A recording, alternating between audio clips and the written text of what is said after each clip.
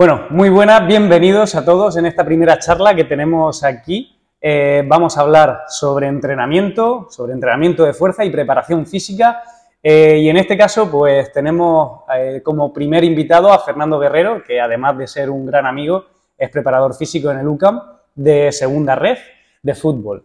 Y bueno, la complicidad entre ambos supongo que será muy grande porque nos conocemos ya muchos años, hemos sido compañeros de carrera y compañeros en el trabajo. Y en este caso, pues bueno, voy a intentar sacarle toda la información que ya conozco, que me es interesante y sobre todo alguna novedad que nos pueda traer.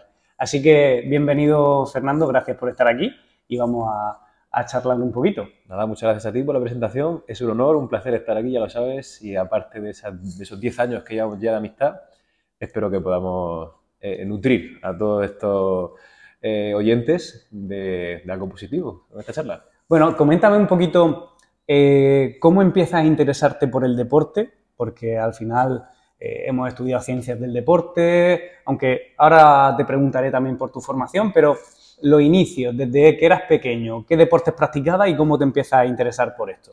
Pues, realmente creo que la mayoría de estudiantes de Ciencias de Actividad Física y Deporte estudian el grado porque les gusta el deporte. En mi caso, no sé cuándo tengo el uso de la razón para decantarme tanto por el fútbol, pero desde pequeño, mi madre me lo decía, me volvía loco un balón. A día de hoy me sigue pasando, pero de pequeño era extremadamente exagerado. Yo todas las tardes de mi infancia las recuerdo con un balón desde que podía salir a la calle hasta que se iba el sol y tenía que volver a casa. Los castigos que hacía mi madre eran no poder jugar al fútbol. La verdad que mi vida ha sido siempre con un balón. Fútbol, fútbol y más fútbol. Y bueno, te ha ido acompañando, supongo, como a todos, a lo largo de tu vida de estudiante. A todos nos han castigado sin fútbol. Padres, por favor, no castiguéis sin deporte, que es Buen consejo. importantísimo acompañarlo como actividad complementaria a los estudios. Pero bueno, llega el momento que termina bachillerato y decides estudiar la carrera, ¿o cómo fue? Yo realmente no era un buen estudiante en la época de bachillerato, incluso previo al bachillerato tampoco era un estudiante excelente, pero sí que era una persona curiosa y me interesaba saber qué podía hacer para ser mínimamente mejor cada vez más en el fútbol. Realmente, o sea, siempre rendir, aunque fuese a nivel amateur, que es donde yo jugaba, siempre me ha interesado saber o intentar mejorar o qué podía hacer para subir mi nivel. Y entonces, a base de pues, empezar a leer, empezar a curiosear, pues empezaba a ver pues, cómo empezaba el mundo de la preparación física, ¿vale? Lógicamente adaptado a un nivel o a un contexto en el que era el mío en ese momento, que ya digo que era un deportista amateur, pero es esa curiosidad la que me lleva a decantarme por estudiar ciencias de actividad física y deporte. Realmente sí que estaba claro que me gustaba el tema de la salud en general, pero ahí siempre, la mayoría siempre dudamos entre fisio o incluso enfermería. Pero al final tuve la suerte de poder estudiar ciencia del deporte y a día de hoy, uf, gracias a Dios que acerté. Y tú empezaste estudiando en la UCAM y después cambiaste a San Javier, que es donde estudiamos y coincidimos juntos. ¿Por qué ese cambio y por qué Eh, empezar donde empezaste? pues puro sentido común y pura logística económica de una familia. Yo, como he dicho, no era un muy buen estudiante, la nota media no me dio para estudiar en la universidad pública. Mi madre, que hizo un esfuerzo brutal en aquella época, quería que yo estudiase lo que me gustase, lo que me gustaba en ese momento y era ciencia del deporte, entonces pudo pagarme un primer año en la universidad privada, en la UCA en este caso, pero a cambio de que el siguiente año me volviera a presentar a la selectividad, intentar subir nota y volver acá. Y por lo menos luchar o intentar ese traslado, que al final lo conseguí, pude cambiar y afortunadamente pues, darle un poquito de ese ahogo económico a mi madre en ese caso. Así que Bueno, de ahí viene el cambio. afortunadamente por eso y porque al final nos conocimos Cierto, gracias, claro. gracias a eso. Así es, así es. Eh, y está claro que, bueno, tú estudias la carrera, entiendo que con año a año curso a curso, ibas aprobándolo todo? ¿Fuiste un buen estudiante en la universidad o no? Sí, en la universidad ya, cuando uno empieza a estudiar lo que le gusta, ya se da cuenta de que realmente está estudiando y no se da cuenta de que está estudiando. Está simplemente leyendo, curioseando y no me supone ninguna dificultad. También creo que, siempre lo digo, que el nivel de bachillerato a mí por lo menos me supuso muchísimo más esfuerzo. Ya no digo, no sé si es porque me gustaba menos el contenido o por lo que sea, pero me pareció mucho más exigente o difícil para probar y sacar nota que en la carrera. Pero es cierto que en la carrera también, sobre todo primer año, segundo año, me interesaban las asignaturas más de biomecánica, anatomía, fisiología, pero todas las de deportes o las más orientadas al ámbito de educación sí que me generaban bastante rechazo, no me gustaban. Y me gusta mucho la parte de educación, me gustan mucho los niños, pero no me llenaban, no me exigían. Y algo que te dan tan fácil no era algo ni que me sintiera orgulloso al aprobar, ni que me quedara con algo que yo quisiera seguir profundizando en ese tema. Y no es hasta tercero de carrera cuando tenemos la suerte de tener teoría y práctica de entrenamiento, con los buenos profesores que tenemos en la Universidad de Murcia, que podemos decir el nombre sin problema, que son Jesús García Pallarer, Ricardo Morán y demás, que digo, esto es, además fue amor a primera vista, es decir, yo quiero esto, me gusta esto y quiero ser esto. O sea, tú entraste a la carrera sin saber realmente la salida profesional que querías y hasta que no coincides con Jesús García Pallaret en este caso, no descubres el ámbito del rendimiento y del entrenamiento. Realmente sí, yo entro a la carrera porque me gusta el fútbol, me gusta el ejercicio físico y el deporte, pero realmente sí, no es hasta tercero cuando yo digo, me gusta la preparación física. Yo entré como meta desde los 6 años, yo quería estudiar CAF, porque quería parecerme a mi profesor de educación física. Y mi único objetivo era dedicarme a la educación y también me cambiaron los esquemas en primero y segundo y también pues por suerte con Jesús descubrimos la teoría del entrenamiento y ya ver toda la fisiología, cómo se aplica y realmente ese enfoque teórico-práctico, al final también a mí me enamoró. Entonces, desde aquí, gracias a Jesús y ojalá me gustaría traerlo de invitado y preguntarle por todo el entorno universitario. ¿Recomendaría estudiar ciencias del deporte a la gente? Buena pregunta. A mí la carrera no me gustó. A mí la carrera, yo, como he dicho, las asignaturas que me gustaran las puedo contar con los dedos de una mano. Son aquellas que me exigieron, ya digo, anatomía, fisiología, biomecánica, teoría y práctica de entrenamiento y planificación. Es que no puedo meter ni una más ahí. Entonces, 4 años para 5 asignaturas, yo no lo recomiendo. Lógicamente es un aro que hay que pasar si quieres ser probador físico, pero honestamente también creo, porque luego tuve la suerte de hacer un máster en la Universidad de Miguel Hernández, en Elche, y ahí vi otro enfoque de lo que es el grado. Sin haber estudiado el grado, simplemente habiendo, o sea, conversando y generando amistades con diferentes alumnos allí, sí que vi la diferencia. Y creo que a lo mejor, en este caso, en la Universidad de Murcia, se enfocaba más a un final relacionado con la educación y a lo mejor en otras es más a la preparación física. Entonces, ya digo, si quieres ser preparador físico, a lo mejor la Universidad de Murcia te falta, que es la sensación que yo tuve yo. Creo que lo que no nos cuentan al principio es que cada universidad tiene, de las ramas profesionales, tiene una un poco más enfocada a su plan de estudio. Y cuando nosotros estudiamos, es cierto que los primeros años se daba mucho contenido orientado hacia la educación y poco hacia la parte práctica del entrenamiento, que a lo mejor era lo que más nos llamaba. Está claro que un futuro profesor de educación física, si pasa por la Facultad de San Javier, estará encantado porque se han dado desde el principio muchos contenidos que les van a venir bien para una oposición o para su futuro profesional. Así es. Bueno, está terminando casi la carrera y ¿cómo empiezas a afrontar tu futuro profesional? ¿Es una vez que ya sales? ¿Es durante esos últimos años? ¿Y qué consejo le daría a alguien que está estudiando tercero o cuarto de CAF? Bueno, el consejo, y seguramente que lo comparto con la experiencia que tuve, ya a final de tercero de carrera y el inicio de cuarto, ya sí que tuve la suerte de poder vincularme o acercarme a tanto equipos, en este caso yo como jugador lo estaba viendo, pero también de forma externa, simplemente acercándome y viendo entrenamientos de diferentes equipos de fútbol y demás, pero, pero yo enfoqué ese último tramo como para terminar de convencerme de lo que me gustaba o lo que quería, ¿vale? Es cierto que tengo la suerte de enamorarme de esa teoría y práctica de entrenamiento cuando empiece tercero, pero ahí vas haciendo amistades con gente con la que quieres, o incluso te ves reflejado, es decir, yo quiero ser como ellos, yo quiero saber lo mismo que saben ellos. Y entonces, bueno, pues a base de preguntas y a base de preguntas y a base de preguntas te van enfocando, vas conociendo gente que te dan la posibilidad, pues, oye, de aprender de forma completamente gratuita, viniendo, echando una mano, ayudando en grupos de investigación y demás. Y ahí es donde realmente pues te das cuenta de cómo funciona ese ámbito tanto académico como el profesional, o sea, como el de campo.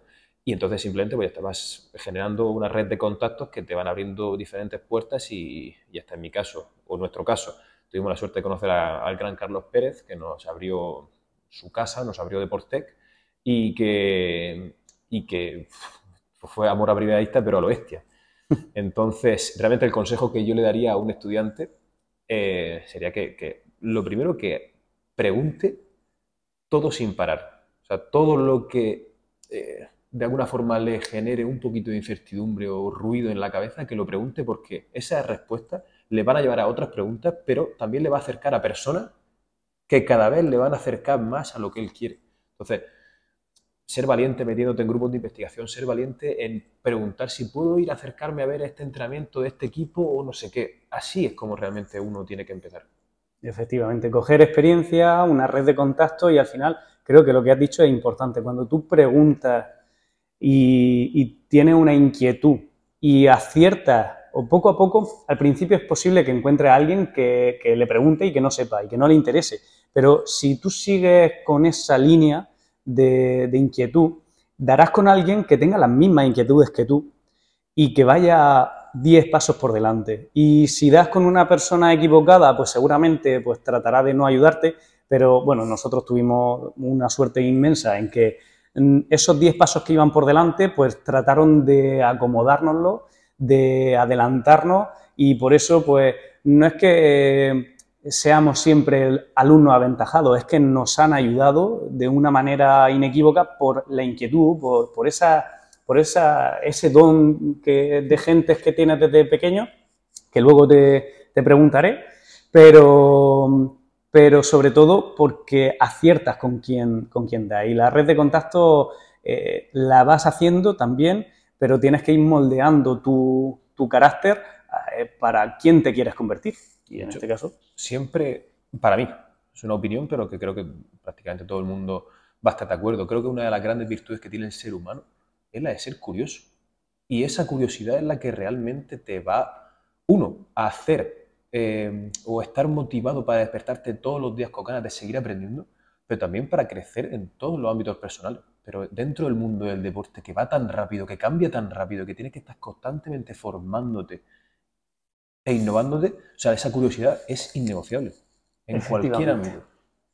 Bueno, entonces recae en Deportec, en el proyecto, pero eso no es tu rol actual de la preparación física. ¿Cómo llega el salto a Tato Fernando ser jugador de fútbol sala de segunda división B, que estaba jugando en el Pinatar? Fuiste campeón de España con la Universidad de Murcia. ¿Y cómo saltas de ser jugador a ser preparador físico? Pues dentro del mundo del fútbol sala, que ya por sí es un poquito el hermano pequeño del fútbol y por tanto hay bueno, un nicho un poquito más cerrado, eh, sí que es cierto que el mundo profesional y el mundo amateur o semiprofesional está más cerca. Uh -huh. Muchos deportistas profesionales trabajan con o ayudan a deportistas amateurs o semiprofesionales Uh y -huh. nos conocemos entre todos. Entonces, yo en ese momento estaba jugando en Segunda División B, en San Pedro, como bien has dicho, y profesionalmente pues estaba ayudando al proyecto de Deportec, a esos inicios del entrenamiento personal, a esa parte de intentar llevar la tecnología y el Win o los encoder al entrenamiento y al campo. Y entonces, bueno, pues al final, en este caso Duda, el entrenador que por aquel entonces era El Pozo, y que a día de hoy me encanta decirlo abiertamente, pero es mi padre dentro del mundo profesional, pero dentro del mundo personal también. O sea, lo es todo para mí, pues necesita un compañero, necesita una persona para irse a Kuwait, que es la oportunidad laboral que le sale cuando se le acaba, tras 17 años, aquí en Murcia, su etapa. Y como todo, pues la opción A no puede irse, la opción B tampoco, y la opción A y B le comentan que hay un chaval que juega al fútbol sala y que entrena a estas personas y que parece que es bueno y que... Esa referencia tan simple, pero que realmente no nos damos cuenta y no valoramos que así es como realmente funciona, por lo menos el mundo de la preparación física, pero a día de hoy, hace 10 años y seguramente dentro de 10 años, las referencias personales de gente en la que confía es lo que más vale. Entonces, pues en este caso, las referencias fueron positivas y un miércoles 17 de julio del año 2018 me llega una llamada a las 10 de la noche y que a día de hoy, pues bueno, sigo sin creer muy bien cómo fue eso, pero así fue. Me pensaba que era una broma. Duda y yo nos reímos mucho de esta anécdota, pero así fue. Me llama a las 10 de la noche y yo pensaba que era una broma de algún amigo que... Con acento brasileño. Claro, una persona con acento brasileño me decía que si quería irme con él a trabajar a Kuwait. Y yo no sabía ni lo que era Kuwait. No sabía dónde estaba, no sabía ponerlo. Literal. Así que o sea, sí fue un poquito. la oportunidad llega gracias a que ya era un alumno aventajado, que ya había empezado a trabajar estando en tercero o cuarto de carrera en el proyecto de Deportec, aunque no fuera en un día a día como un entrenador personal al uso que conocemos ahora, pero sí era un proyecto en el que tú ya estabas enfocando tu futuro profesional a la parte del entrenamiento, el conocimiento de la tecnología aplicada al rendimiento y a la preparación física, y entonces aparece una oportunidad y el primer nombre que aparece en la mente de alguien que tiene que recomendar tu nombre es Fernando. Es Fernando, que es un chaval con mucha inquietud, con relación con el deporte en el que está y que además está ya posicionado para tener cierta experiencia. Y desde ese momento te marchas a Kuwait. A todos sí, excepto lo de alumno aventajado. Yo nunca me considero una persona inteligente, no era de los alumnos aventajados, no era de los mejores de mi promoción, sí que me considero, como he dicho antes, trabajador y curioso. Y eso me llevaba a pues, invertir las tardes en este tipo de cosas, aprender y trabajar y trabajar y trabajar, pero no era ningún tipo de alumno aventajado. No ser un alumno de 10 no significa que no fueran más allá del temario que nos daban, no significa que no supieras incluso más de la parte práctica que algunos propios profesores que pues, le ha caído esa asignatura porque la tienen que dar, pero seguramente pues, de fútbol sala es complicado que te explicasen algo que no supieras. Sí. Que a lo mejor sabían algo más, pero tú ya ibas por delante y no tenías que sacar un 10 seguramente en esa asignatura. Pero bueno, vas a Kuwait con duda, uno de los referentes como entrenador del fútbol sala mundial. 17 años en el Pozo, Murcia. ¿Y cómo vive esa primera experiencia? ¿Con nervios, inquietud, miedo? Sí, con todo a la vez, supongo. Una mezcla de miedo, una mezcla de incertidumbre, de ganas, de querer ponerte a prueba, de intentar ver hasta dónde eres capaz de dar, con mucha ilusión, por supuesto. Pero sí, lógicamente una mezcla de sensaciones, pero lo que estaba claro es que, fíjate, ni siquiera fue un sí rotundo cuando me llegó la opción de, tú lo sabes, no tuve que pensarlo, tuve que plantearlo, tuve que darle muchas vueltas porque estábamos muy, muy a gusto, muy ilusionados también con el proyecto que tenemos aquí en Murcia, pero sí que siendo objetivo era una oportunidad irrechazable, irrechazable. Y así acabo siendo el mejor año de mi vida en lo personal y acabo siendo el despegue en lo profesional. Entonces, súper bien todo. La experiencia allí, una cultura completamente diferente, una forma de entender el deporte completamente diferente, pero al final todo es aprender. ¿En qué es diferente? Porque al final Kuwait es un país árabe. Entendemos, grosso modo, a nivel de nuestra sociedad, en qué nos diferenciamos con ese tipo de cultura, pero a nivel deportivo cambia mucho. ¿Son profesionales o es ¿A qué lo podríamos asemejar aquí? Allí ni los profesionales son profesionales. Allí el fútbol, como prácticamente cualquier cosa, no es una prioridad para ellos. Ellos han nacido con todo, en este caso no la cultura árabe, sino la cultura kuwaití o la cultura de esos países que sí que tienen un poder económico brutal.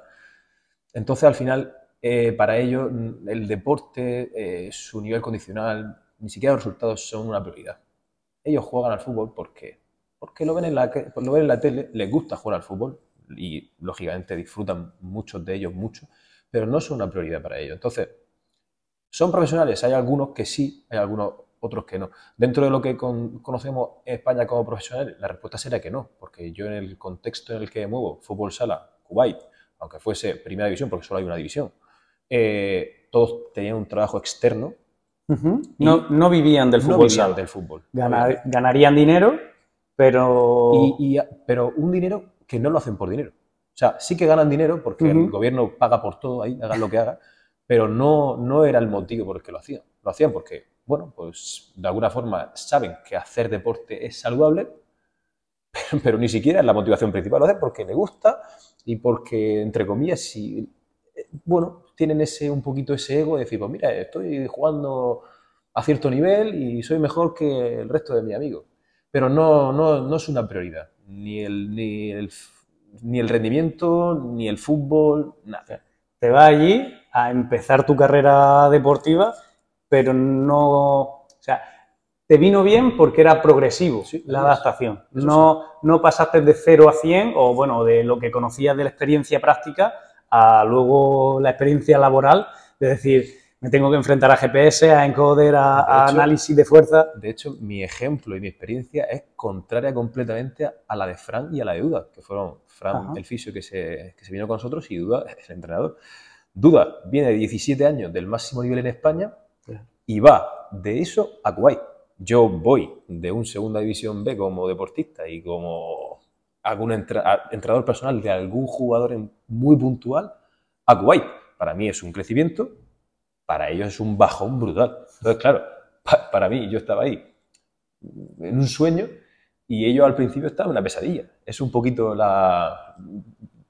Ante el mismo hecho objetivo, que es una oportunidad, dos visiones de, claro, y Duda de la vida quería diferente. darle la profesionalidad que viene dándola durante 17 años al máximo nivel en España, y al final le cuesta, y nos cuesta a todos entender que no se puede, y que eres tú el que te tienes que adaptar a toda una cultura, y eso pues necesitas ese periodo de adaptación. Y duráis una temporada. Sí, duráis una temporada porque os queréis ir de allí o porque el proyecto se acaba, porque no se cumplen los objetivos. ¿Qué pasa? A ver, tal vez lejos de casa, había momentos en los que decía, ostras, quiero estar allí, quiero volver, pero yo estaba encantado y yo hubiera firmado perfectamente estar otro año, ya digo, el mejor año de mi vida, sin duda.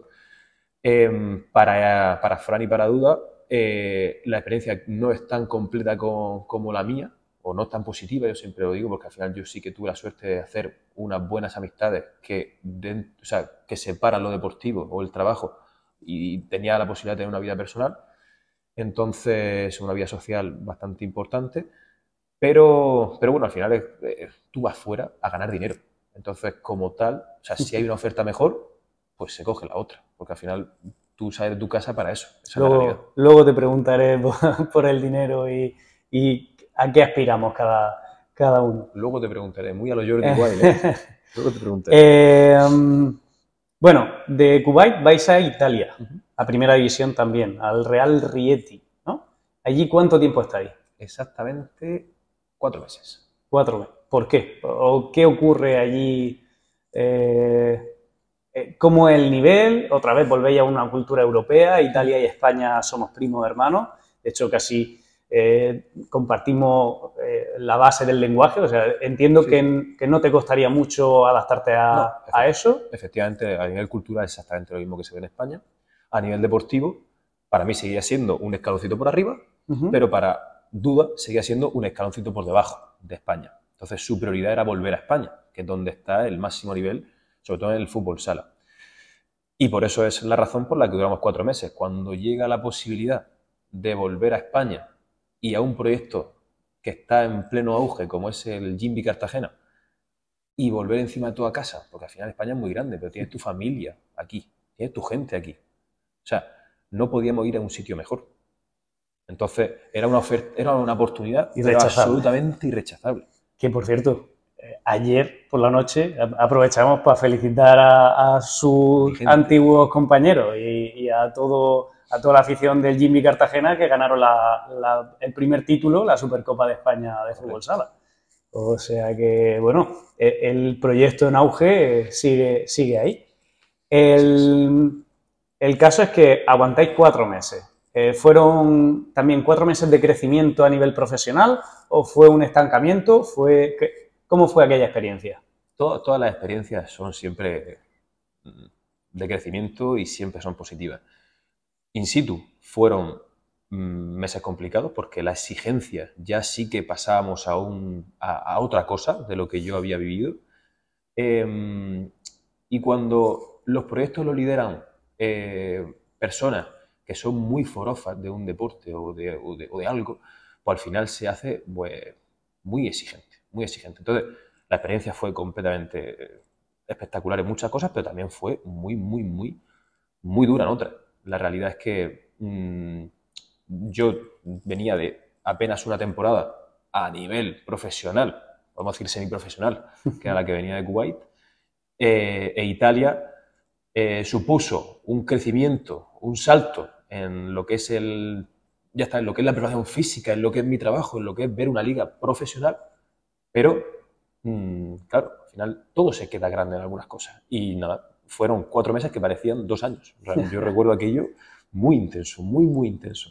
Pero bueno, A nivel extradeportivo entiendo que fueron los problemas y a nivel algún... extradeportivo, se puede decir perfectamente, teníamos un presidente loco. Allí en Italia es muy frecuente tener, como yo digo, presidentes muy forofos que se mezclan entre mafiosos y forofos. Entonces, habían situaciones muy, muy tensas, que no sé si no se puede comentar aquí, pero muy, muy tensas. Y nada, al final, bueno, se cerró esa etapa Bueno, y acabáis y acabamos otra en el vez. mejor sitio posible. O sea, que dentro de lo que cae fue el puente ideal para llegar ahí, porque realmente, además, allí, en lo deportivo, fue espectacular. Nosotros jugamos 7 partidos, perdimos el primero en Catania, que era además un partido dentro de tu calendario de los que a priori puedes perder, y ganamos los 6 siguientes. Pues nosotros todos los fines de semana teníamos echando de decir, joder, si es que estamos haciendo algo mal, ¿por qué? Si estamos ganando todo. O sea, era como incluso, claro, inexperto yo decía, es que nos pueden echar en cualquier momento, y llevamos un pleno de 6 victorias seguidas, que eso es muy difícil. Pues Eh, aún así.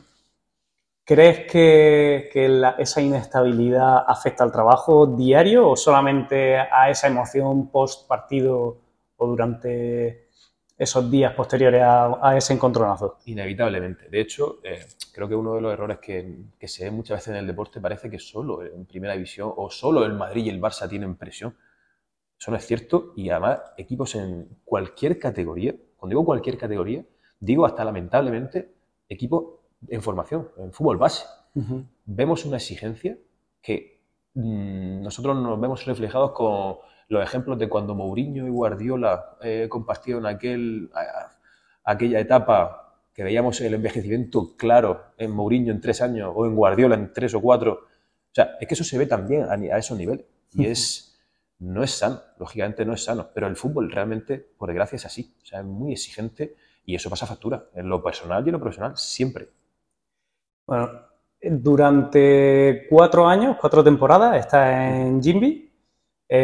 ¿Cómo ha sido esa etapa? Entiendo que también de crecimiento en todos los sentidos y a nivel profesional es el siguiente paso dentro de Cuba, Italia, España. Pues sí, realmente esa línea ascendente en el crecimiento profesional fue muy exponencial y acaba, lógicamente, en esa etapa donde ahí sí que ya pues rozo el techo. Al final llego a un equipo, además no un equipo cualquiera, un equipo puntero de Primera División en España, con un proyecto a priori ganador y con un proyecto que quiere crecer, crecer, crecer hasta conseguir lo que se consiguió ayer, que es el primer título en la historia.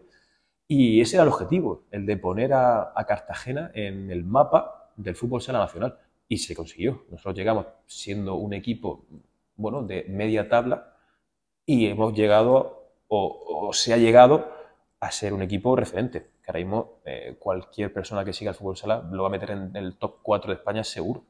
Entonces, bueno, como todo, se exigía mucho, el objetivo era claro, pero verá que también asumimos la dificultad que supone, por eso tiene tanto mérito lo que hicieron ayer esta gente, porque es muy difícil, es muy, muy difícil ganar un título, muy difícil. Estoy completamente de acuerdo. Y la siguiente pregunta, yo sé la respuesta, pero bueno, la gente también creo que tiene que entender que no todo en el fútbol es categoría, porque pasas de 4 años de estar en primera división en Kuwait, en Italia, ahora en España, a pasas al fútbol, te cambias de fútbol sala a fútbol. ¿Por qué es crecimiento? ¿Por qué lo sigue denominando crecimiento profesional y personal?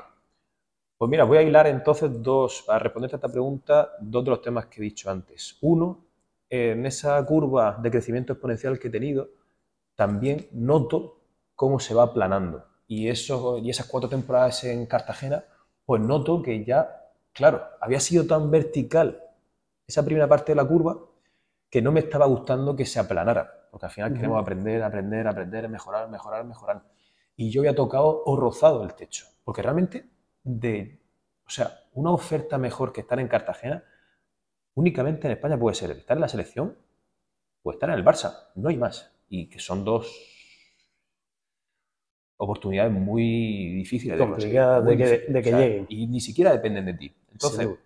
al final yo, como preparador físico, podía innovar, podía formarme, podía aplicar ese conocimiento en el día a día, pero al final, bueno, notaba que ya había un aplanamiento en esa curva de aprendizaje que a mí no me gustaba. Y como he dicho antes, soy una persona muy curiosa.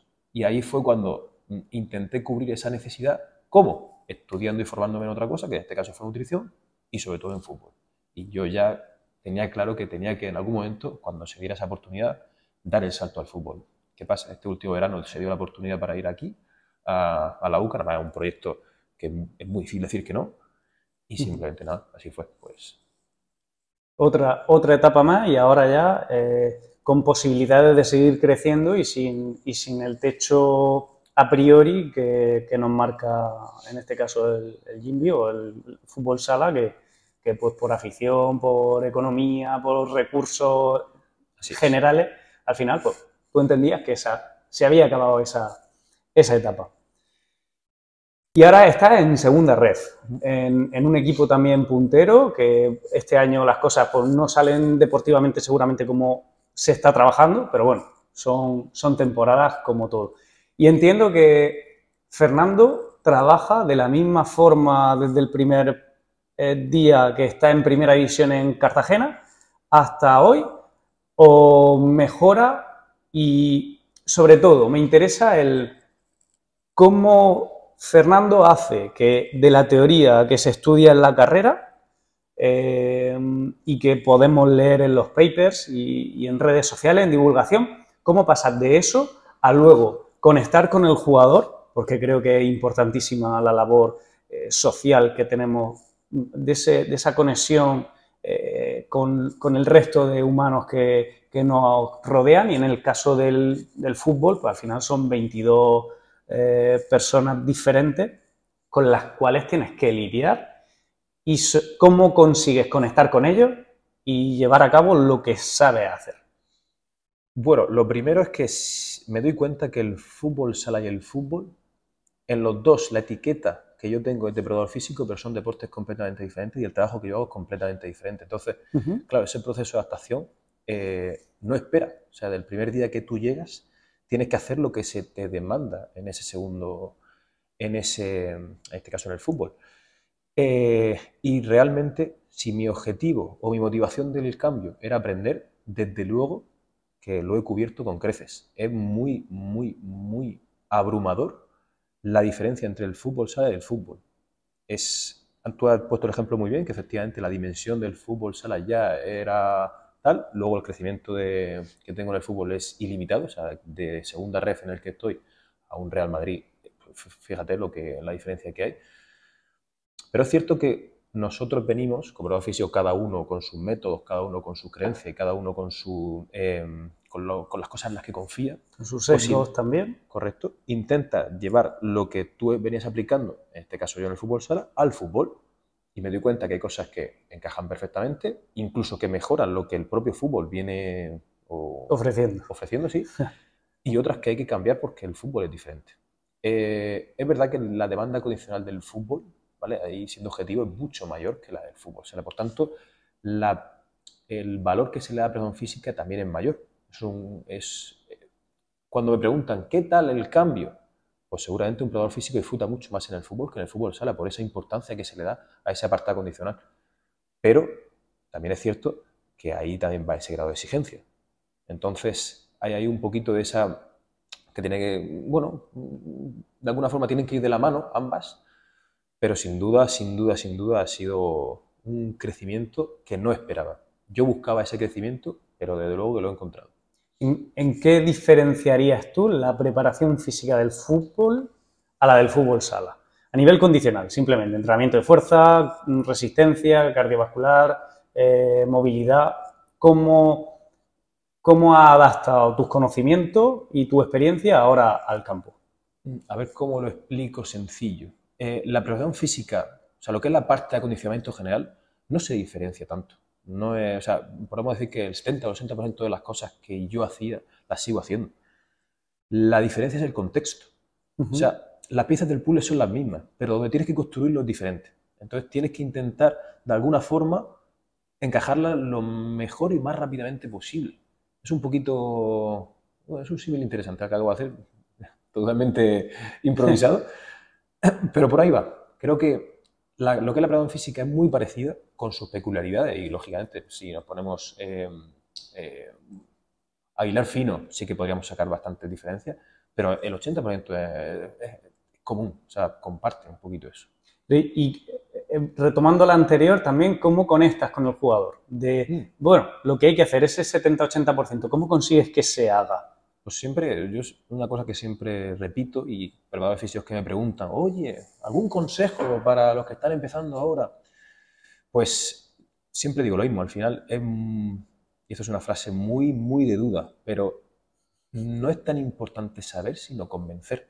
O sea, tú puedes tener 3 ideas, que esas 3 ideas te van a hacer ser diferencial, pero tienes que ir con ellas a muerte, y para eso tienes que convencer al jugador de que eso es lo más importante. Entonces, yo siempre he tenido, bueno, creo que escuchar al jugador es algo absolutamente clave, que no le damos tanto valor como merece, pero escuchando al jugador vas a tener la posibilidad de acertar en el mensaje que tú quieras darle.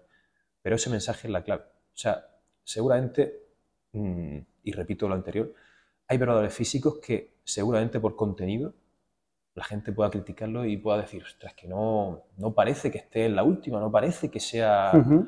Pero si lo que él está, con lo que él está creyendo y lo que está intentando, el mensaje que está intentando transmitir, convence al jugador, eso vale mucho más que cualquier otra cosa.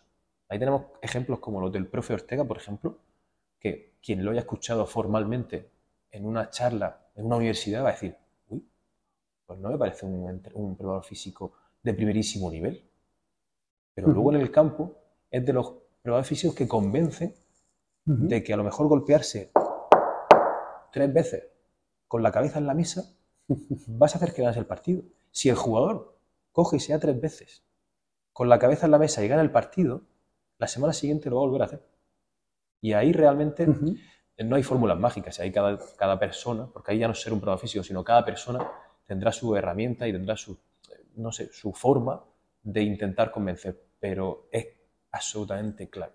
Absolutamente clave. Y seguramente esto le pasa a cualquier preparador físico que está empezando. Cuando salimos de la carrera intentamos medir todo, utilizar muchísima tecnología en el entrenamiento, utilizamos la batería de test con 400 millones de cosas que realmente no son diferenciales, ni para ti, ni para el jugador. Pero muchas veces tenemos que intentar quitarnos la máscara de protagonista y escuchar al jugador y ver lo que realmente a él le funciona, y en base a eso, y lógicamente condicionado a lo que tú sabes y en lo que tú crees, llegar a ese punto ganador que es en medio. Podemos entonces decir que se entrena lo mejor que se puede pero no lo mejor que se sabe. Completamente. Me gusta esa frase. Está claro que el 100% de las cosas que la evidencia científica nos dice y que la última actualización de las investigaciones nos avalan, no siempre se puede aplicar porque a lo mejor no todos los jugadores sienten lo mismo cuando salen del gimnasio y entonces no puede hacer movimientos olímpicos con todos porque no a todos les gusta o a algunos les genera molestias, pese a que se haya visto que sean los movimientos más ganadores, el pic del entrenamiento de fuerza dentro del rendimiento. O sea que como contexto entender cuáles son las necesidades de tus jugadores, pero individuales, que a cada uno le pueda introducir cada tema progresivamente, pero ¿acabas metiendo en el redil a todo? ¿O tienes algunas personas que digas, bueno, contigo no entreno fuerza o te la enmascaro de esta forma? ¿O a todo como hay un mínimo? ¿Qué opinas? Esta frase es muy habitual en el mundo del deporte, pero dicen que la preparación física es un arte, ¿no? Es una frase un poquito ambigua, un poquito amplia, pero cuando empiezas a trabajar es cuando te das cuenta a lo que se refiere, y es que el principio de la teoría de práctica de entrenamiento, que debe ser más importante y que quieres cumplir, es el principio de individualización, ¿correcto? Vale. Pues dentro de ese principio, ponerle nombre y apellido a cada jugador, a lo que le gusta y a lo que le viene bien, es clave. Entonces, yo muchas veces, al final de trabajamos con 23 jugadores, una única persona. O sea, a lo mejor no es la mejor opción hacer 23 planes de entrenamiento diferentes para que todos lo hagan de forma simultánea en un gimnasio. No parece a lo mejor muy lógico. Ahí está eso sería lo ideal, pero en tu contexto no lo es, porque tienes una única barra, tienes una única multipower, lo que sea, y no puedes hacerlo. Entonces ahí es donde está ese arte de entrenar, buscar dentro de lo que tú puedes considerar que es la mejor opción, pero ver cómo la puedes aplicar para que los 23 jugadores lo puedan hacer de la mejor forma posible y que cada uno le cubra sus necesidades. Entonces, eso es el arte de entrenar. Y la preparación física para eso es increíble, porque puedes ver un preparador físico que haga una cosa y la hace bien, puedes ver a otro que hace otra completamente diferente, pero que la hace bien, y puedes ver a otra que incluso hace cosas completamente diferentes, pero que incluso al A y al B le parecen mal, pero le funciona. No porque estén mal, sino porque su contexto se lo marca. El arte de entrenar. ¿Es verdad? Sí, me parece interesante. Al final, todos tenemos que adaptarnos a la diversidad de jugadores yo soy de una opinión que al final tiene que haber unos mínimos. También es cierto que a cada uno en nuestro contexto podemos adaptarlo o no, y quizá no se pueda con todo, pero sí tiene que haber un mínimo de entrenamiento en el gimnasio, que toque hierro, y entiendo que para ti también. Sí, sí. Pero dentro de ese mínimo, pues cada uno pone el rango donde puede y donde le dejan también. Entonces, dentro de lo que le dejan, ¿cómo gestionas el trabajo con el resto del cuerpo técnico? ¿Has tenido actualmente o en momentos pasados, has tenido limitantes por parte de cuerpo técnico, directiva, o solamente los límites por arriba te los ponen los jugadores en caso de, oye, esto no me encuentro bien, me tengo molestias? ¿Te has encontrado límites por otra parte? Afortunadamente, hasta ahora no he tenido ningún limitante por arriba. Por arriba me refiero de una figura de un segundo o un primer entrenador a, por supuesto, un directivo o un miembro del club que de alguna forma intente rebatir algo de lo que hace. No. Entonces, son los jugadores los que te marcan dónde está ese umbral de tolerancia y ese umbral adaptativo. Es decir, los jugadores quieren intentar mejorar, pero quieren asumir el mínimo riesgo posible. Esos dos umbrales nunca sabemos dónde están. Y ahí es donde está esa magia de intentar decir, vale, tú lo tienes aquí y aquí, y tú lo tienes aquí y aquí. intentar darle la dosis a cada uno. Si, si no mal recuerdo, bueno, acabas de comentar una cosa que me viene perfecto para lo siguiente, que es, no has encontrado límites por arriba, segundo entrenador, primer entrenador, directiva. Si no mal recuerdo, para ser preparador físico, la figura de preparador físico y estar sentado en un banquillo, nos obligan a ser el profesional más, el miembro del cuerpo técnico más cualificado, porque te obligan a tener la carrera en ciencias del deporte y además un nivel académico federativo, al menos el nivel 1 en fútbol. Así es. ¿Cómo consideras que está nuestra profesión y nuestro punto en el cuerpo técnico, nuestro estatus en relación a lo que se nos exige? Además de solamente en ese escalafón, a nivel económico, ¿estamos igualmente bien pagados o estamos bien pagados en relación al resto? Honestamente no sabría responderte. Creo que el valor de ese cargo o de esa etiqueta de preparador físico la marca la persona que está detrás. Entonces, debe ser muy diferente o muy diferencial en función del cuerpo técnico en el que te muevas, en función del club en el que te muevas, en función de las tareas que tú estás llevando a cabo. Conozco preparadores físicos que hacen A, conozco preparadores físicos que hacen A, B y C, y conozco preparadores físicos que hacen muchísimas más cosas. Entonces, ese rol o esa respuesta, de forma general, seguramente te diga, pues sí, el preparador físico efectivamente es el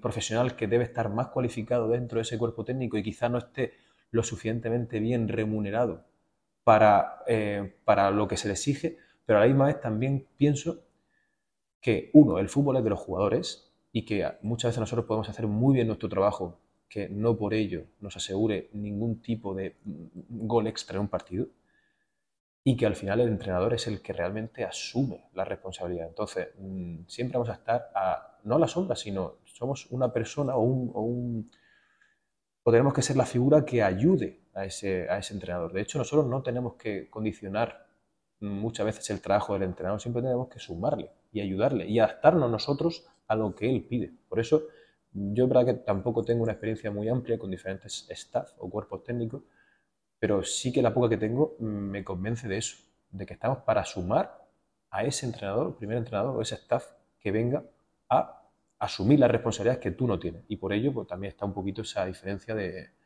rango, de salario, o de cargo o papel en el club. No sé. Bueno, Fernando no es un preparador físico al uso. Eres un poco considerado influencer porque tienes más de 26.000 seguidores en redes sociales. Entonces, no influencer como lo que conocemos de vender productos y humo, porque no te considero así, sino un influencer que divulga. Sobre todo en preparación física, en fútbol, fútbol sala antes y entrenamiento de fuerza. ¿Qué son para ti las redes sociales? ¿Qué papel crees que juegan a la hora de luego estar, de dar un salto y de estar en la élite del fútbol, de que sean un posible trampolín a nivel profesional? Y sobre todo, ¿cómo la afrontas tú? Además de qué son para ti, ¿cómo la afrontas? ¿Te quitan mucho tiempo? ¿Te afectan a nivel personal si hay crítica o suben un poquito el ego? ¿Cómo lo vives?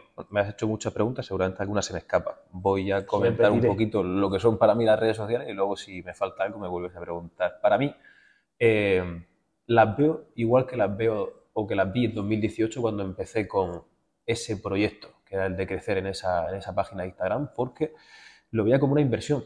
Una inversión, lógicamente, económica de forma indirecta. O sea, nosotros es una puerta o un escaparate de lo que tú haces trabajando, pero también es un arma de doble filo en cuanto a, de hecho creo que puede ser hasta contraproducente como mercado, como dentro del mundo del fútbol, que tiene que ser un nicho muy cerrado, que no puede salir información y que realmente, honestamente, creo que puede ser algo hasta perjudicial para encontrar, por ejemplo, una oferta de trabajo diferente.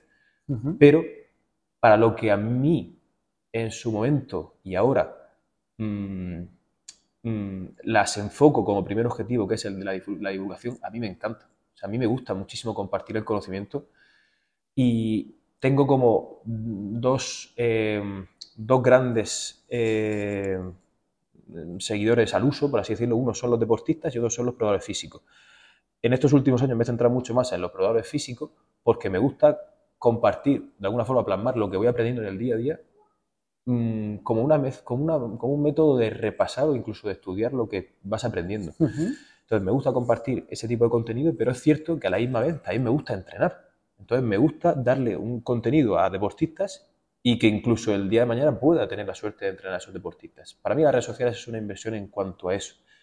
Pero es cierto que ni me quitan, o sea, que lo hago por puro placer, ni me quita, ni me... Me ha preguntado... ¿Te quita tiempo? Me quita tiempo, lógicamente, pero no me dan disgusto, no me generan ni presión, ni los comentarios negativos, nada, cero. Es verdad que las redes sociales sí, como la gente entiende redes sociales, el concepto no me gusta. Me gusta como tener ahí un mural en casa donde voy plasmando el contenido que voy aprendiendo. Así lo enfoco. Y luego, lógicamente, si tengo una oportunidad mayor, por ejemplo, el día de mañana quiero ofertar un curso o tener la posibilidad de ayudar a personas a entrenar, pues tener ahí, lógicamente, pues una familia que es la que estoy construyendo que me ayude a eso. Pero no mucho más. No le doy una importancia.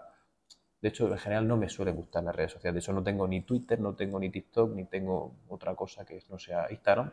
Que en este caso porque funcionó bien y porque también es verdad que cuando ves que a la gente le gusta lo que hace, pues también te ayuda, ¿no? Y te gusta, o sea, te motiva a seguir un poquito. Pero iría por ahí un poquito mi respuesta. Y a la hora de esa inversión, ¿cómo encuentras el retorno o cómo te lo planteas? Y también, además de ser preparador físico, también eres entrenador online y llevas también a gente. ¿Cómo lo haces todo? O sea, ¿cómo llevas las redes sociales, planificas la carga del equipo, llevas los entrenamientos individuales y luego además llevas a toda la gente? Pues lógicamente, como todo en la vida, priorizando. Mi prioridad es el trabajo, ¿vale? Lo que es relacionado con el equipo.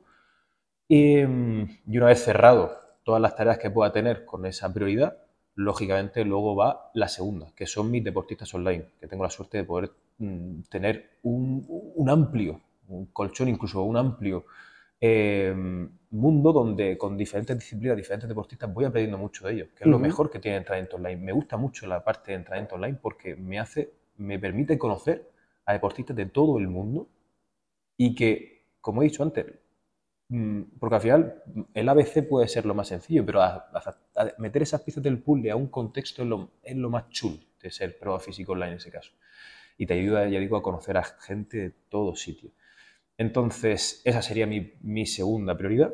Y luego la tercera, y la que no tengo, yo por ejemplo no soy una persona que trabaje en las redes sociales con una planificación detrás o ahora quiero publicar. No, yo voy un poquito a lo que me va interesando en ese momento en concreto o lo que me va apeteciendo de publicar, pero no le doy una prioridad ni un valor importante. Es cierto que sí que de hace un año invertí en tener un chico que me ayude a hacer los diseños, que entonces yo sí que plasmo un poquito el contenido que yo quiero compartir y él lo pone bonito con sus colores y sus cosas, pero no...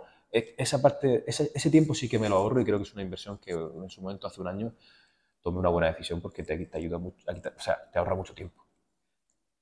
Hablando de todo este tema, vamos a hablar de dinero.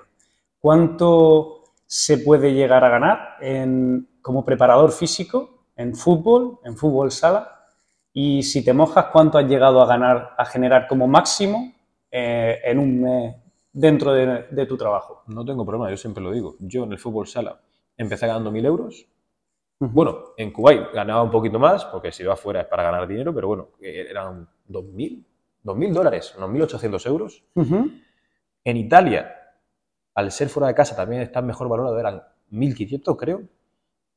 En España empecé ganando 1.000 y fui subiendo 1.000, 1.200, 1.500, algo así. 1.500, no llegué a subir más de eso. Y ahora en el fútbol estoy en la misma cantidad. O sea, es algo más bruto, pero algo menos neto. Pero es lo mismo. También es cierto que en el fútbol sala tenía poco margen de mejora. En el fútbol sala tengo mucho margen de mejora. ¿Cuánto es mucho? No lo sé. La verdad que cuando conozco preparadores físicos de primera división, de segunda división o a nivel internacional, ¿No le no le preguntas? pregunto cuánto gana. No, pero Podríamos haber aquí puedo decir, abierto un cajón. Bueno, Bueno, tendremos que invitar a algún preparador físico eso siempre. de la élite y que nos diga. Puedo decir que algunas ofertas que sí que me han llegado de fuera, pues que pueden estar, bueno, por ejemplo, una última que me salió, pues unos 3.000, 3.500 incluso al mes. Yéndote fuera. Claro, eso ya es fuera. Muy lejos. Es donde y se yendo valora fuera de Europa. mucho, sí, y en este caso fuera de Europa, porque valoran mucho la figura del español, de un preparador físico español está muy bien vista y afortunadamente para mí, para los que nos estén escuchando, eso es algo positivo y motivante.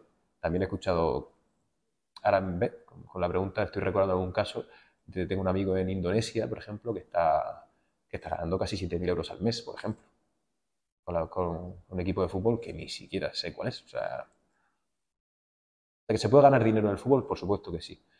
Pero también digo que al final el fútbol, para la mayoría de preparadores físicos, es algo temporal. Porque al final, bueno, es difícil compartirlo y llevarlo de la mano de una vida personal, de una familia, de una pareja, de hijos.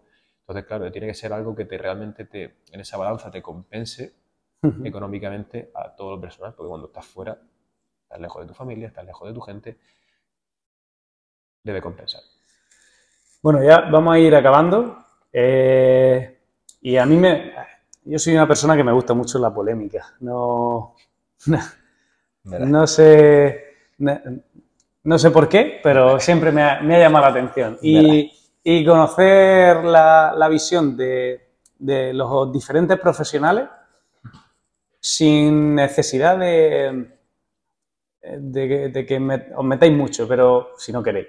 Pero sí que me gustaría saber hasta qué punto la gente es capaz de mojarse, porque al final me da la sensación de que cuando alguien ya opina sobre un tema polémico, se le encasilla cuando considero que somos un abanico muy amplio a ver. de opiniones. Yo no soy polémico, veremos a ver. Bueno, a ver. A nivel de fútbol, caso arbitraje, siempre hay polémica con el VAR, de hecho ahora con el caso Negreira del Barça. Al final siempre está en tela de juicio, sobre todo en el fútbol amateur o en el fútbol no tan profesional de primera división, incluso, el tema de amaños de partido. ¿Tienes conocimiento alguna vez que se haya amañado un partido de una liga donde tú estuvieras o algún caso cercano? No y no. Honestamente, soy muy inocente en todas estas cosas porque creo siempre en el buen hacer de las personas y me cuesta creer muchas veces en temas de amaño. Hay amaños, obviamente, claro que los hay. Yo no los he vivido de cerca. Lo típico, siempre tienes a alguien cerca que ha vivido o le han contado de tercero, pero yo no he tenido, afortunadamente, ningún caso nada cerca del estilo. ¿Lo denunciaría si Sí, te encontrase algo? Sí, eso sí, claramente. Lógicamente, también, a ver, habrá que verse en primera persona qué es denunciar. Tú ves en primera persona que tu equipo, imagínate, que no lo sé, también hay que verse en el contexto. Te he dicho que sí muy rápido, pero a lo mejor dentro de la primera persona habría que ver cómo gestionar eso. Porque tampoco lo que no puedes hacer es tirarte una roca sobre tu techo. Pero bueno, no lo sé. Pero a priori te diría que sí. Vale, bueno, te has mojado un poquito. Quizá demasiado. Dentro del mundo del fútbol también se está viendo un cambio porque la gente cada vez ve menos fútbol en directo por el precio de las entradas, porque al final lleva unos recursos humanos que hay que sostener, los futbolistas, las futbolistas, pero es que tras la pantalla también la audiencia cae, porque el precio del pack de fútbol es insostenible para una familia y que prefieren ahorrar un poquito e irse de comida que ver el fútbol. Y aparecen alternativas como la Kings o la Queens League, aparecen alternativas como la Superliga, que ahora está en boca de todo, y otras ideas. ¿Crees que se ha perdido un poco la pasión por el fútbol, por el deporte, como antes cuando íbamos al colegio y que nos peleábamos por Mourinho y Guardiola, o cuando Raúl, Eto'o, Ronaldinho, aquella época del Madrid-Barça o del Atleti, cuando éramos pequeños? ¿Crees que se ha perdido esa afición por el fútbol y solamente ya se ve como un negocio? No, honestamente no. No creo que se haya perdido la ilusión por el fútbol. No creo que se practique, o sea, se practica menos en las calles el fútbol, pero no porque guste menos el fútbol, sino porque al final, bueno, la vida tecnológica y la sociedad en la que vivimos está evolucionando a otras prioridades, pero no creo que haya algo en contra del fútbol en general. Es cierto que hay algunos limitantes externos, como el tema del precio de las entradas o el tema del precio para ver en casa de forma legal. Quien quiere ver fútbol lo acaba viendo. Uh-huh. Pero, pero bueno, sí que hay un cambio en el fútbol en general y no pasa nada por decirlo, que creo que a lo mejor se ha vuelto menos espectacular en algunas cosas, se ha vuelto más... eh, ahora, por ejemplo, está volviendo a ser más condicional, o sea, con equipos completamente físicos, menos técnicos, menos espectaculares, y quizás eso le quite un poquito de espectacularidad al deporte, pero no creo que haya menos pasión por el fútbol, tampoco creo que haya menos aficionados, no lo sé si a nivel objetivo sí que hay, no lo desconocía, menos alcance en Sí, el tema de hay la televisión o en el tema incluso de forma presencial en los bastante más. estadios, pero no creo que, a priori yo no lo veo en el día a día que haya menos, ni siquiera fanatismo en los niños. Al final yo cuando veo a niños siempre con camisetas de equipo, no sé, no creo que lo haya. Eso siempre es bonito. Y ya la última. No puedo hablar de fútbol y no mencionar el crecimiento del fútbol femenino, que España gana el Mundial de Fútbol. Vemos ya en las noticias grandes ídolas del fútbol como Alessia Putella, Mapi. ¿Crees que el crecimiento del fútbol femenino es orgánico porque la sociedad se ha dado cuenta que existe o debe existir una igualdad a nivel deportivo, a nivel de visualización? ¿O crees que es un crecimiento artificial por los medios de comunicación y un poco forzado?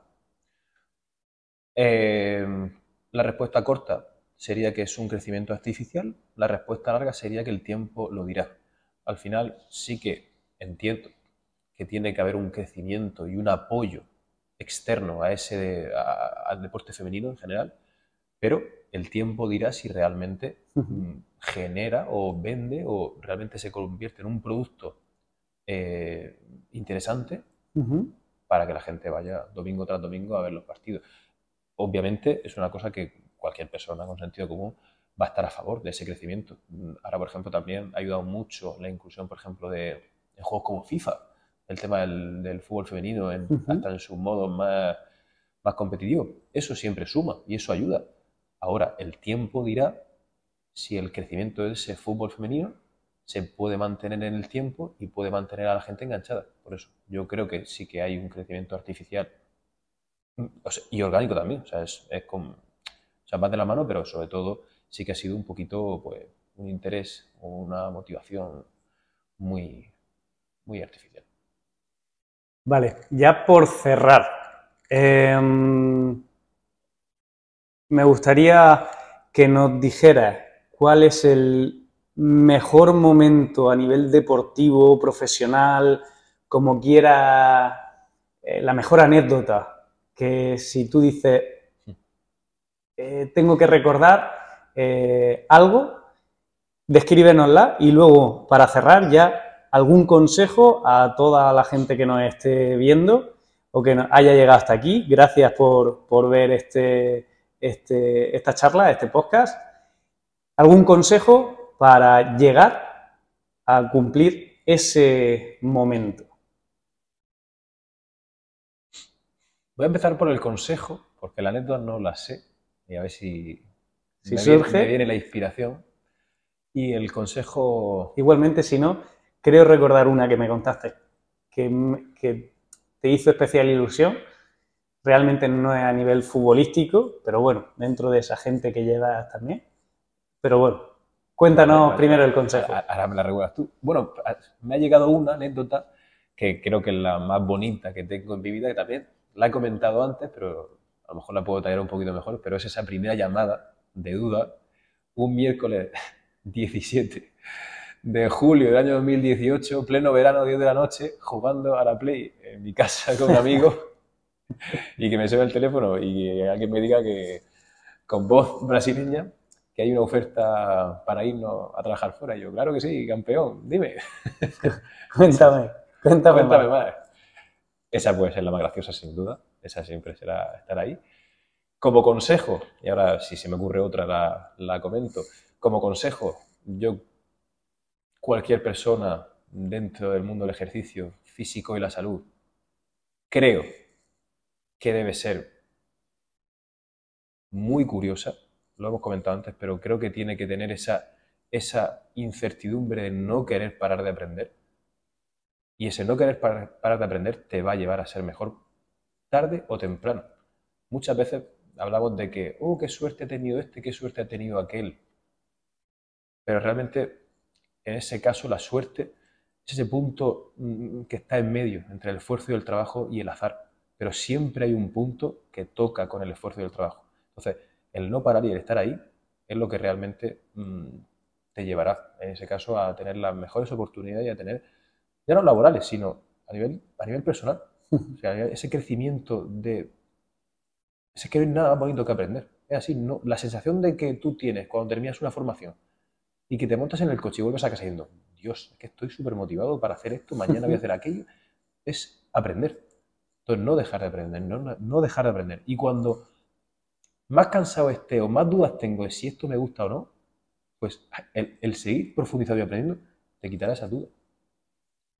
Yo, por terminar, que comente la anécdota que estuviste entrenando, creo que a una pareja, Vale, y, correcto, sí, sí, sí, cierto. Puede ser y, la bonita, puede ser la bonita. y me la describiste hace un tiempo como un momento Hombre, claro. espectacular. Fíjate el entrenamiento online lo que es capaz de hacer, ¿eh? Nombre y apellidos. Isabel y Alexis. Una pareja que acude a mí hace 2 años porque, bueno, una patología que tampoco hay que nombrar, pero una patología en concreto por parte de ella le impedía quedarse embarazada, que era bueno, pues la máxima ilusión que esa familia podía tener. En este caso yo ya tenía la formación para ayudarle desde el punto de vista como nutricionista también, pero con un cambio de vida ya no solo de nutrición y entrenamiento, sino también de hábitos, Ujú. conseguimos limpiar esa patología al cero y, o sea, y tener la posibilidad real de conseguir lo que han conseguido, que es que han sido, hace muy poco, han sido padres. Así que Muy eso ha bien. sido precioso. Yo cuando me la contaste también me emocionó Eso es precioso. y aquí he tenido algún caso similar en el centro y es precioso el ver esos momentos y cómo la gente crece y bueno, igual que en la preparación física, seguramente nosotros no metemos los goles y en ese caso Así es. tampoco los metemos nosotros, pero bueno, todo lo que sea ayudar y aportar nuestro granito es muy reconfortante a nivel profesional. Es que es nuestro trabajo, ayudar. Y ayudar muchas veces no es hacer que saltes un poquito más o hacer que corras un poquito más rápido. A lo mejor es convencerte de X tontería De que que te puedes marca la hacerlo, diferencia. simplemente. Ayudar, sí, señor. Muy Muy bien, bien. pues gracias por estar aquí. Gracias a los que habéis llegado hasta este punto. Creo que han salido cosas muy bonitas y también cosas divertidas y anecdóticas. A todos nos puede servir como ejemplo para conseguir tocar la élite y mantenernos ahí mucho tiempo. Entonces, ánimo con los proyectos venideros, con la temporada actual y a vosotros espero poder veros pronto con otra charla, con otro preparador físico que espero poder ir trayendo a gente de todas las disciplinas deportivas y que cada uno nos cuente su anécdota de su deporte. Así que gracias y nos vemos en la próxima. Nada, Abel, muchísimas gracias a ti por traerme, por haber disfrutado de esta conversación tan personal, que ha sido muy diferente a lo que esperaba, pero bueno, no por ello menos enriquecedora. A vosotros, los que habéis llegado hasta aquí, de verdad, muchísimas gracias, espero que os haya gustado y nada, nos vemos muy pronto. Un abrazo.